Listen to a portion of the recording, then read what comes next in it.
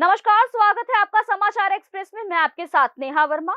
हम नजर डालेंगे करनाल एक्सप्रेस की बुलेटिन में करनाल की सभी मुख्य खबरों पर।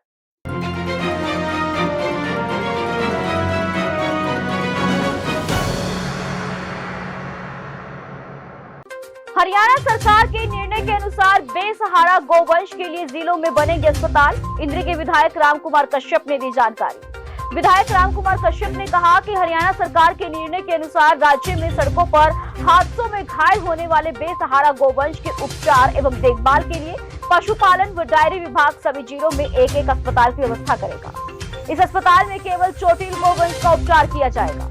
सरकार का यह निर्णय स्वागत के योग्य है। उन्होंने बताया कि प्रदेश की 331 गौशालाओं में सोलर प्लांट लगाए जा चुके हैं तथा 229 गौशालाओं में सोलर प्लांट लगाने की प्रक्रिया जारी है। वृद्धावस्था सम्मान भत्ता योजना के लिए अब वृद्धजनों को सर्वे का नहीं करना पड़ेगा इंतजार। 60 वर्ष की आयु पूरी होने पर तुरंत करवाए ऑनलाइन आवेदन। सांसद संजय भाटिया ने कहा कि वृद्ध उठाए योजना का लाभ करनाल जिला में हर माह 1,84,037 लाभार्थियों को 44,90,64,000 रुपए की राशि पेंशन के रूप में दी जाती है।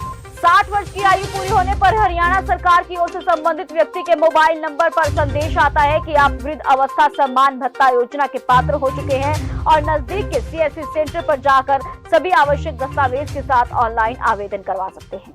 ऑनलाइन प्रक्रिया के शुरू होने से अब वृद्धजनों को जिला मुख्यालय पर स्थित सरकारी कार्यालयों के चक्कर नहीं लगाने पड़ते, बल्कि गांव के आसपास के नजदीक में सीएससी सेंटरों पर अपना आवेदन ऑनलाइन करवाकर योजना का लाभ उठा सकते हैं। जिले में 1,03,338 लाभार्थियों को मिल रहा है वृद्ध अवस्था सम्मान भत्ता का लाभ। योजनाओं के तहत 2,500 रुपए प्रति माह के हिसाब से पेंशन राशि उपलब्ध करवाई जा रही है। उन्होंने बताया कि वृद्ध अवस्था सम्मान भत्ता योजना के तहत जिले में 1,03,338 लाभार्थियों को 25,83,45,000 रुपए की राशि प्रति माह सम्मान भत्ता के रूप में दी जा रही है। करनाल जिला में 51,810 विधवा महिलाओं को मिल रही पेंशन। सांसद संजय भाटिया ने बताया कि जिला में विधवा पेंशन योजना के तहत 51,810 महिला लाभार्थियों को 12,95,25,000 रुपए की राशि पेंशन के रूप में हर माह 2,500 रुपए के हिसाब से प्रत्येक लाभार्थी को दी जा रही है। दिव्यांग पेंशन योजना के तहत 13,106 लाभार्थियों को मिल रहा है लाभ। लाडली सामाजिक सुरक्षा भत्ता योजना के तहत 3,148 लाभार्थी उठा रहे हैं लाभ। निराश्रित बच्चों को दी जा रही वित्तीय सहायता। सांसद संजय भाटिया ने कहा कि समाज कल्याण वित्तीय सहायता योजना के तहत जिला में 1135 बच्चों को 1,900 रुपए प्रति माह के हिसाब से 21,56,500 रुपए राशि हर माह प्रदान की जाती है। हरियाणा सरकार ने सभी वर्गों के परिवार के लिए शुरू की मुख्यमंत्री विवाह शगुन योजना। अब विवाहित जोड़े को शगुन के तौर पर मिलेंगे 1,100 रुपए व एक मिठाई का डब्बा। अधिकांश योजनाएं ऑनलाइन परिवार पहचान पत्र के साथ किया जाएगा लिंक। घरौंडा के विधायक हरविंदर कल्याण ने कहा कि विवाह की तिथि से 30 दिनों के अंदर अंदर विवाह का पंजीकरण करवाना पड़ेगा। उन्होंने बताया कि सभी स्त्रियों को परिवार पहचान पत्र के साथ लिंक किया जाएगा। परिवार पहचान पत्र जिला के सभी गांवों, नगर पालिका, नगर निगम क्षेत्रों में बनाए जा रहे हैं। सरकार की कई ऐसी योजनाएं होती हैं जिनका लाभ सीधा जरूरतमंद तक समय पर पहुंचाना जरूरी होता है। विशाल झूठ के लिए हर देशभक्त को खड़ा होना होगा। ब्राह्मण सभा ने पोस्टर जारी करके ट्विटर ट्रेंड करने की अपील। खालिस्तान साजिश को समाप्त करने के लिए एकजुट होगा ब्राह्मण समाज। भारत सरकार से अपील की विशाल झूठ को ऑस्ट्रेलिया सरकार से बात कर तुरंत रिहा करवाएं।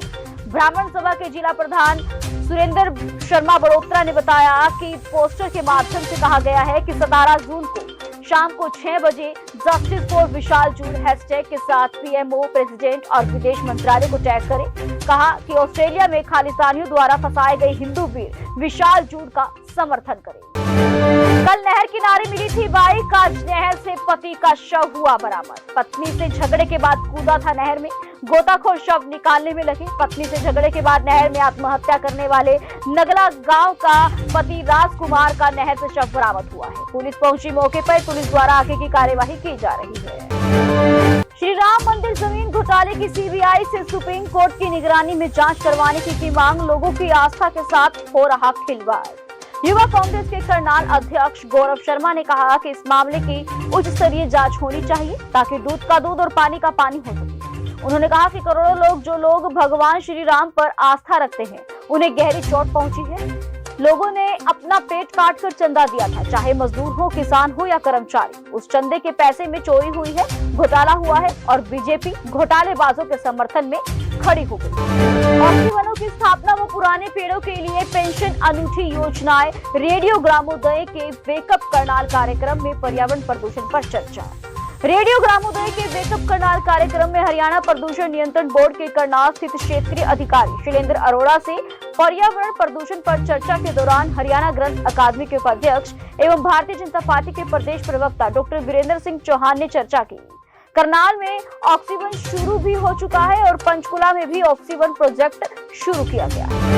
यातायात के नियमों एवं सड़क सुरक्षा कानून के बारे में गुरु नानक खालसा कॉलेज में सड़क सुरक्षा जागरूकता पर एक दिवसीय वेबिनार का आयोजन किया गया। 97 छात्र छात्राओं ने लिया भाग। कॉलेज के प्राचार्य डॉक्टर मेजर सिंह ने कहा कि कॉलेज शिक्षा के साथ साथ विद्यार्थियों को नैतिक एवं कानूनी शिक्षा भी दी जाती है और समय समय पर उनका मार्गदर्शन भी किया जाता है। करनाल जिले में 494 नॉन आईसीयू बेड में से 375 बेड खाली, आईसीयू के बेड 272 में 210 बेड खाली। जिले में पर्याप्त ऑक्सीजन, किसी को भी पैनिक होने की जरूरत नहीं। डीसी निशांत कुमार यादव ने दी जानकारी। डीसी निशांत कुमार यादव ने कहा कि सड़क सुरक्षा जागरूकता पर एक दिवसीय वेबिनार का आयोजन किया गया। कोविड के लिए जिले के अस्पतालों में बेड की उचित उपलब्धता, उपमंडल स्तर पर भी 8 सीएचसी में कोविड अस्पताल बनाए गए हैं। जिले में कल्पना चावला राजकीय मेडिकल कॉलेज के अतिरिक्त 25 प्राइवेट अस्पतालों व सीएचसी को अधिकृत किया गया। उपायुक्त ने जारी बयान में कहा कि वीरवार तक जिले के केसीजीएमसी ऑक्सीजन के साथ नॉन आईसीयू 190 बेड है, जिसमें 88 भरे हुए हैं। उपायुक्त ने कहा कि जिले में बेड की उपलब्धता जानने के लिए पोर्टल बनाया गया है। इस पोर्टल पर जाकर कोई भी व्यक्ति जिले में केसीजीएमसी व अन्य 25 अस्पतालों में बेडों की उपलब्धता की जानकारी ले सकता है। अंतर्राष्ट्रीय योग दिवस मनाने की तैयारियां शुरू। 18 से 20 जून तक ट्रेनिंग। 21 जून को जिला में 50 स्थानों पर मनाया जाएगा योग दिवस। 7वें अंतर्राष्ट्रीय योग दिवस को लेकर उपायुक्त ने अधिकारियों के साथ की मीटिंग। दिशा निर्देश दिए गए। जिला के गांव व शहरों की कुल 50 लोकेशन पर योग दिवस के कार्यक्रम आयोजित किए जाएंगे और प्रत्येक जगह पर 50 से ज्यादा प्रतिभागी इकट्ठे नहीं होंगे। कोविड प्रोटोकॉल का पूरा ध्यान रखा जाएगा, जिसमें 6 गज की दूरी और मास्क पहनना अनिवार्य रहेगा। योग करवाने वालों की 3 दिन की ट्रेनिंग होगी। सांसद, विधायक व मेयर को किया जाएगा आमंत्रित।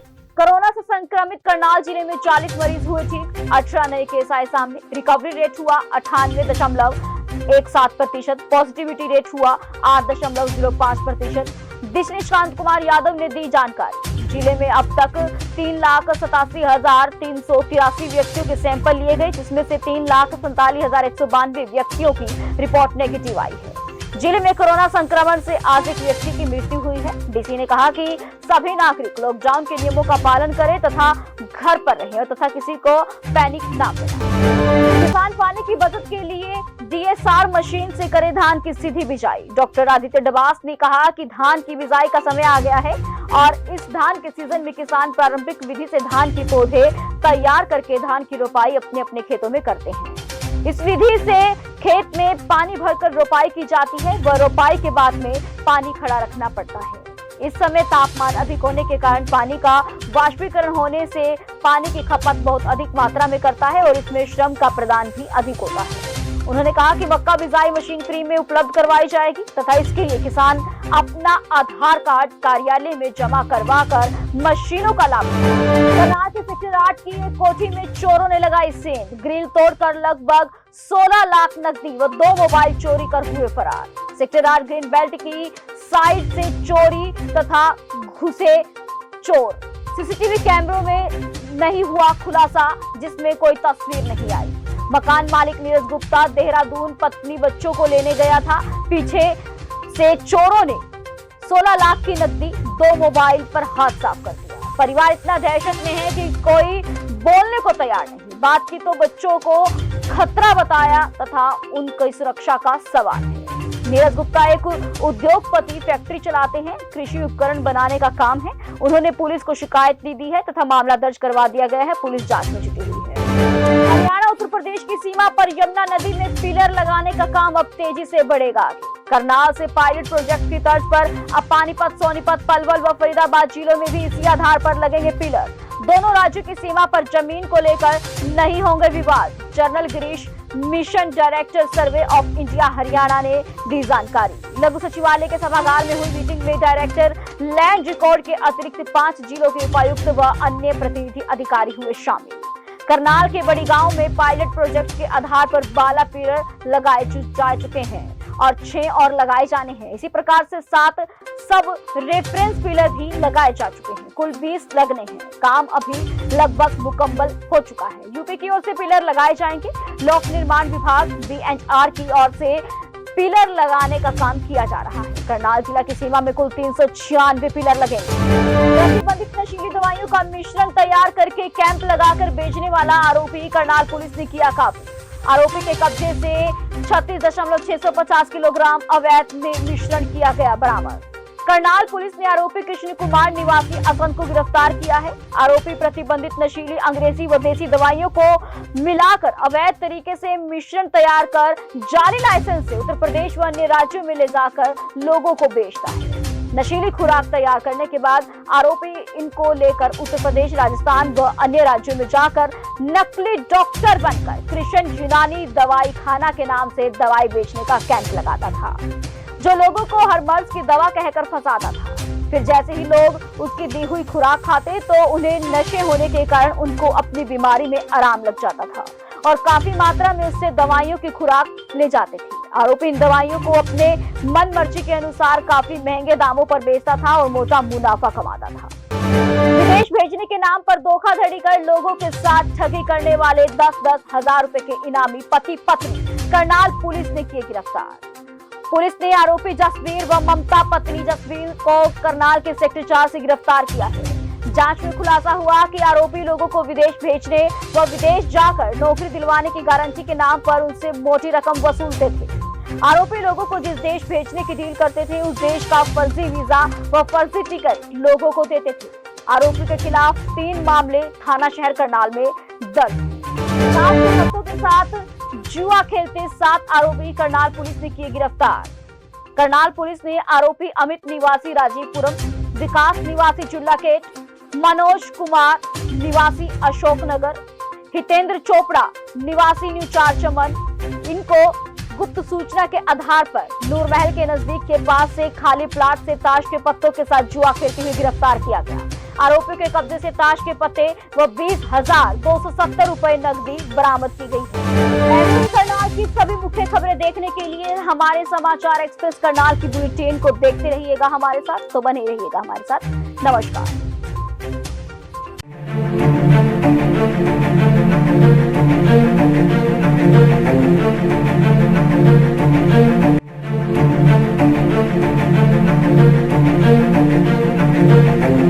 ऐसा अवसर फिर नहीं मिलेगा। अब हरियाणा सरकार की दीनदयाल आवास योजना के अंतर्गत सेक्टर 1 तरावड़ी में 135 और 142 गज के प्लॉट्स मात्र 21,000 रुपए देकर बुक करवाएं। क्रिएटिव सोसाइटी, सड़क, sewerage, street light, park, community centre, तुरंत रजिस्ट्री और पोसेशन भी। कॉल 9466034000।